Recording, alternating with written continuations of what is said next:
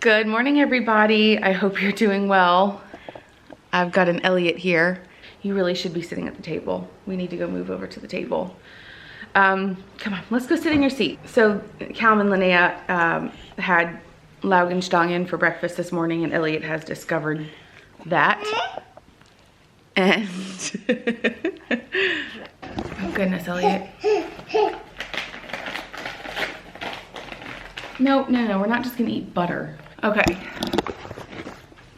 Now, hopefully I can get through this. Oh, go get your milk. Where's your milk? I'm sorry that it's taken so long. Well, for you guys, it's not that long because I'm just gonna edit all these clips together. But for me, it's been like a good hour since I last talked. The car is on because it's hot. I've got Elliot in the car and I'm not about having him sit in a hot car. Anyways, what I wanted to say is the update on my weight loss. I've been doing this for about a month. I think maybe it's been like 5 weeks.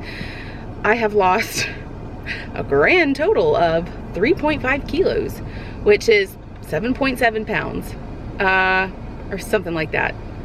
It isn't a lot, okay? It's not a lot, but I have lost 4 centimeters around my waist. You know, so I mean, I am making progress. It is slow progress. And I've noticed that now, here's what's weird. I didn't lose any weight in the beginning. Like the first week, I basically stayed the same. It was the craziest thing. Really didn't lose any weight. Maybe like 1/4 of a kilo, which is like not even a pound. And you know, when I was in my 20s or in my teens, if I went on a diet, I lost 10 pounds in a week, you know, and was like, oh yeah. My metabolism is so much slower now, and I think now it's like kind of getting used to the rhythm of things. And I've also stopped eating after 6:30 at night. So after 6:30, no more eating or drinking. I'll have little bits of water, but that's it until the next morning. And I think starting that has made a big difference, because I guess it's kind of like my body is catching up and my metabolism is allowed to do what it needs to do in order to digest what I had eaten over the day. I figured if I can lose half a pound a week, then that's good. That's sustainable weight loss. And you know, this isn't a race. So even if by the end of the year I'm 20 pounds lighter than I was starting this, that's a milestone. You know, to lose 20 pounds is a huge milestone, and I'm really proud of it. I'm proud of it because I've had to really work for it. So I'm just gonna take pride in that, and I'm gonna take a lot of pride and joy in the minor victories. Clothes are fitting a little bit better. Even though I haven't lost a whole lot on the scale, I do feel mentally better. I feel emotionally better. I feel like I'm finally in control of my life again.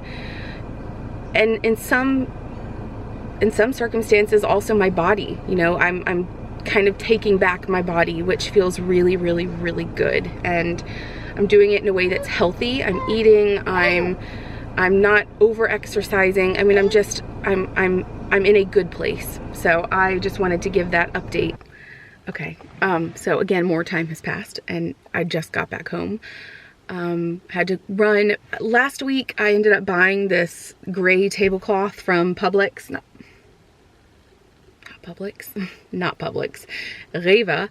And it was part of like one of their weekly sale type things. They had some home stuff, but I ended up finding something else that I liked better. So I just wanted to return that. And then while I was there, I picked up, luckily H&M, the H&M that we have, they had a member extra 10% off of all of their sale items. So I was able to pick up quite a few, like, you know, fake little polo shirts for Elliot and Callum, and just some little shorts for him because he doesn't have very much. And then there's nothing that I could really find for Linnea, but Linnea's got plenty of clothes. She's fine. She's got a lot of stuff. Something that I wanted to say from earlier, I just feel very compelled to say this. I don't know who needs to hear this, but if you find yourself in a position where you are, I guess, living in a body that's kind of fighting against you, body acceptance is a really hard thing. I think it's very difficult, especially in today's world with social media, and it seems like every popular influencer shows off a postpartum body that looks a certain way, that doesn't look the way I look and the way many of us look after having a baby. And I don't know who needs to hear this, but I'm realizing how much of a lie the scale is. And I've had this conversation with my sister-in-law a lot lately, that your clothes are fitting better. You know you're losing weight, or like you know that you're getting smaller. Your measurements are getting smaller. You don't quite see it on the scale, and yet you feel like all the work that you've done, that clearly is showing that you've done well, that clearly you have progress because your clothes are fitting better, you're in a smaller size, whatever. But it's like that number on the scale means so much more than it should. And if you don't meet that number, you like really beat yourself up over it. And it's like, I don't know why we do this. I don't know why we do this. And I'm so tired of hating my body. I'm so tired of it. It's just too much work. It's too much work. It's too much work to hate. And it feels so much better to do good things for my body because I love it than to do things to my body rather than for my body. To do things to my body because I hate it. And I don't know who needs to hear that. I don't know who needs to hear this today. It just feels really heavy on my heart that, I am so critical of my own body, and yet I look at the women around me and think they are so beautiful. And they're all in different shapes and sizes, some bigger, some smaller than me. And yet I think they're just such a beautiful person. Like, she's a beautiful, beautiful woman.